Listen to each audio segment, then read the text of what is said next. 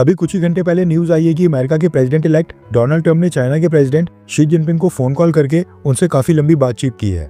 और हमारे यहाँ पर कुछ लोग खुश हो रहे थे कि डोनाल्ड ट्रंप ने अपने शपथ ग्रहण समारोह में भारत के विदेश मंत्री जयशंकर सर को आमंत्रित किया है।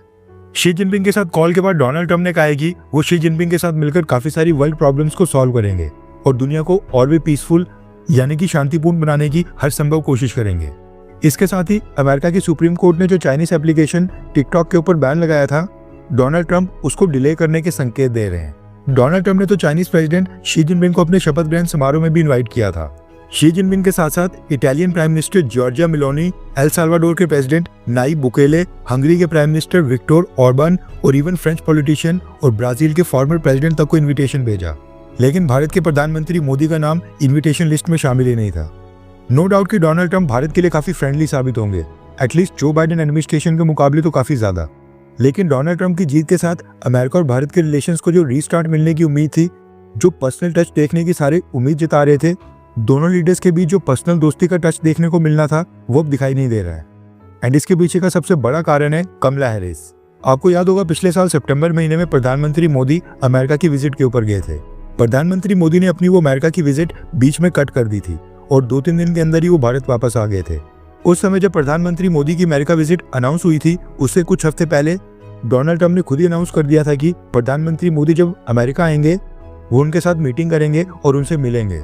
और लास्ट मोमेंट तक जब तक प्रधानमंत्री मोदी अमेरिका नहीं पहुंचे थे, उस समय तक मीडिया में चल रहा था कि प्रधानमंत्री मोदी और डोनाल्ड ट्रंप की मीटिंग होनी है। अब इस मीटिंग से डोनाल्ड ट्रंप को काफी ज्यादा फायदा होना था। इंडियन ओरिजिन के वोटर्स में इस मीटिंग से काफी अच्छा मैसेज आता और इंडियन ओरिजिन के वोटर्स डोनाल्ड ट्रंप के लिए वोट करते हैं। इसी वजह से डोनाल्ड ट्रंप की टीम प्रधानमंत्री मोदी की टीम से लगातार डेट्स मांग रही थी और कोशिश कर रही थी कि मीटिंग किसी भी तरह अरेंज हो जाए। लेकिन एंड मोमेंट के ऊपर प्रधानमंत्री मोदी की टीम ने डिसाइड किया कि वो डोनाल्ड ट्रंप के साथ मीटिंग नहीं करेंगे। और इस फैसले के पीछे थी कमला हैरिस की टीम, क्योंकि सामने से कमला हैरिस की टीम लगातार कोशिश कर रही थी कि प्रधानमंत्री मोदी किसी भी तरह डोनाल्ड ट्रंप से ना मिले। एंड अगर प्रधानमंत्री डोनाल्ड ट्रंप से मीटिंग करते हैं तो फिर कमला हैरिस के साथ भी स्टेज शेयर करें। इतने प्रेशर के बीच प्रधानमंत्री मोदी ने डोनाल्ड ट्रंप के साथ मीटिंग के प्लान को ड्रॉप कर दिया और वो भारत चले आए। प्रधानमंत्री मोदी 21 से 23 सितंबर तक अमेरिका में थे और उसके 13 दिनों के बाद 5 नवंबर को अमेरिका में प्रेसिडेंशियल इलेक्शंस हुए थे। इसलिए वो समय डोनाल्ड ट्रंप के लिए काफी क्रूशियल था।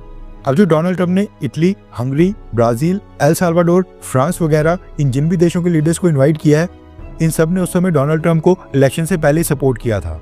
कुछ ने मीटिंग्स की थी और अपना समर्थन भी दिया था। इसलिए डोनाल्ड ट्रंप ने उन सबको इनवाइट किया है, जबकि प्रधानमंत्री मोदी को इन्विटेशन नहीं आया।